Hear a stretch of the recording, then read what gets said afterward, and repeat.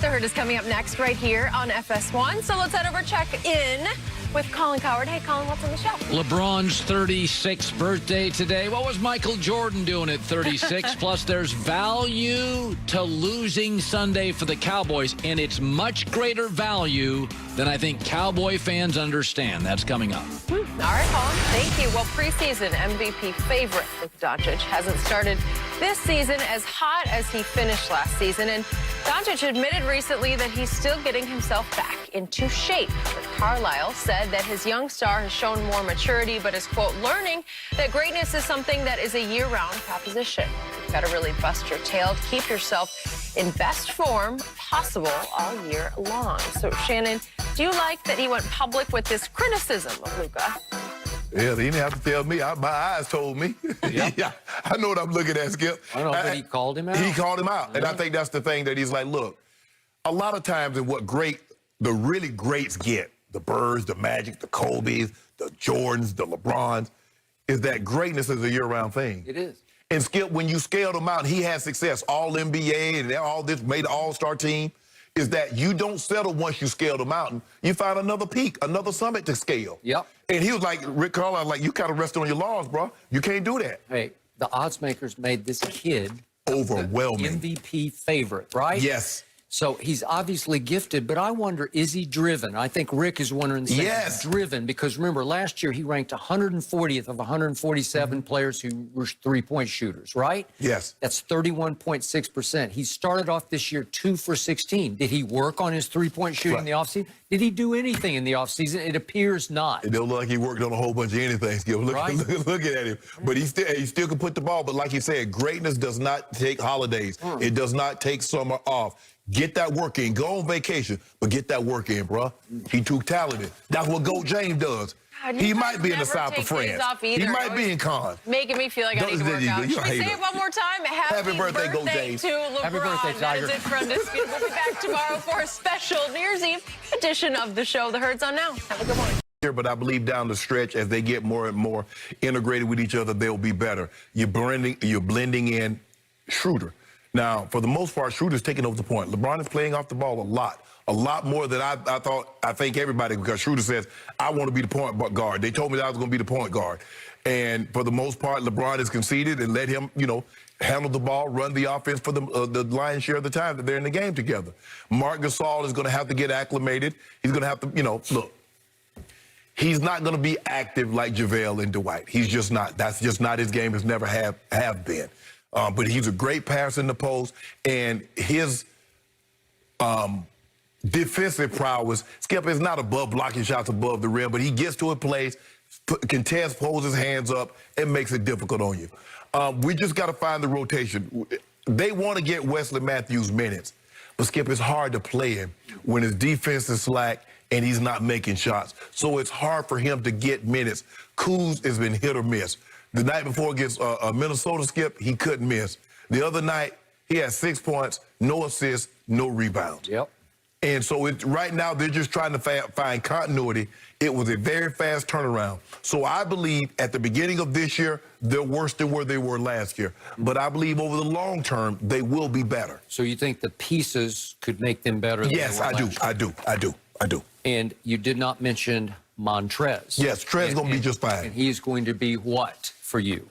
Trez, look, they got him to give them offense, and we know he can give you offense and hustle.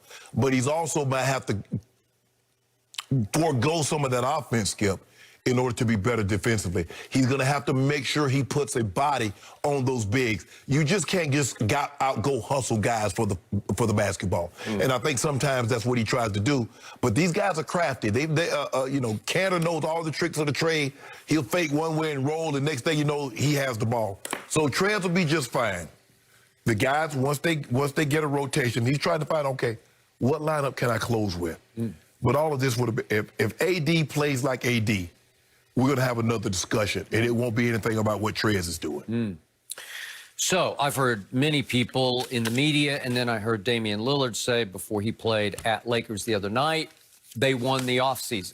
I believe you thought they won the offseason. I'm sorry, I can't see it.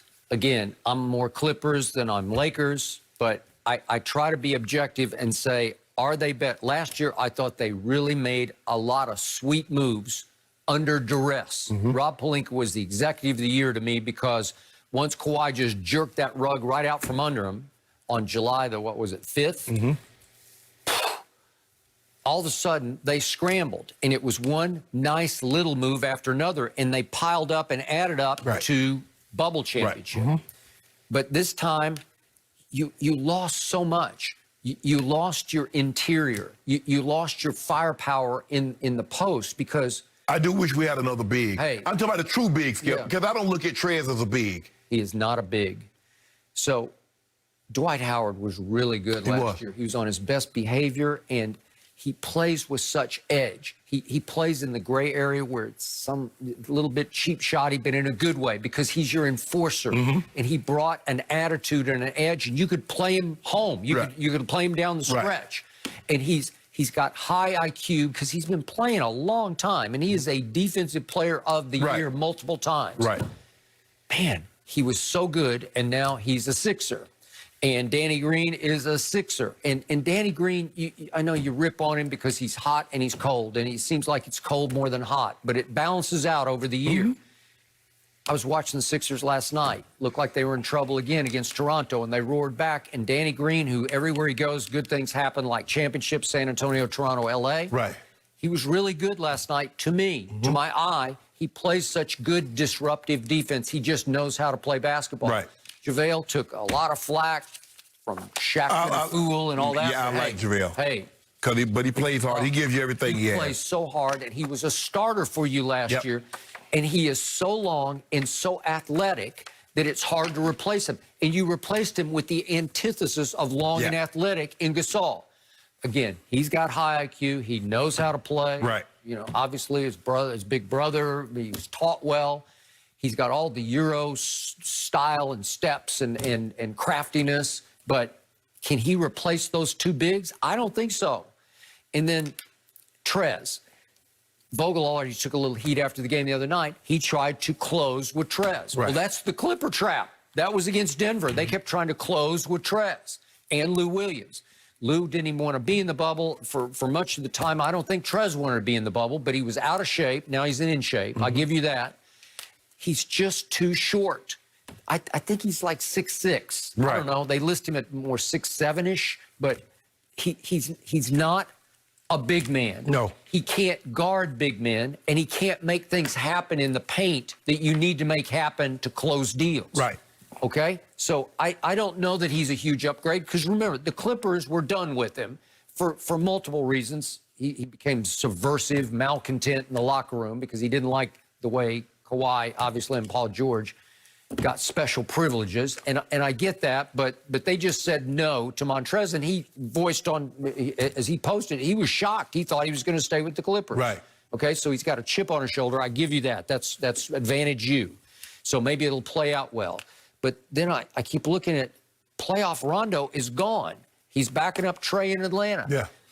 I wish he were a Clipper, but he's not a Laker either. And the other night against Portland, I thought you missed playoff Rondo down the stretch. He's a closer. He's really good. He knows how to get games home. Well, they couldn't get stops and they couldn't make any shots. And at the end of the day, that's what it comes down to, especially in a nip and tuck ball game. Can you get stops? Can you make shots?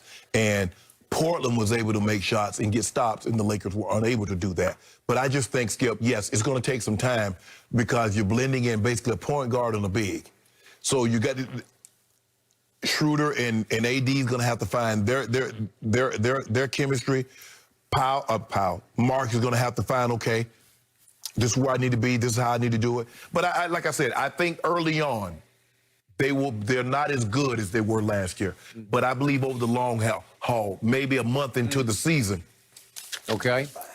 No Danny Green, no Avery Bradley. You lost your two best perimeter defenders, unless you want to throw Wes Matthews. I haven't seen it yet. In his past, he has been that guy. And he's been a decent three-point shooter, but now he can't buy one. No, he can't. But those two guys are really big-time 3-and-D guys who can make them at the highest level in big games. KCP's playing really well for us. Okay, I got that. But he was there, and he's still there. Skip, they keep counting on Kuzma to come up. And he's never been able to fit in with LeBron and AD as that third wheel. He just needs to be consistent. You can't give somebody 22, 23 one night and then turn around and give them 6. Just be consistent. If you just give them a consistent 15 to 17, that's better than the highs of 23 and the lows of 6. I don't know why, but he always comes across to me as an outsider looking in.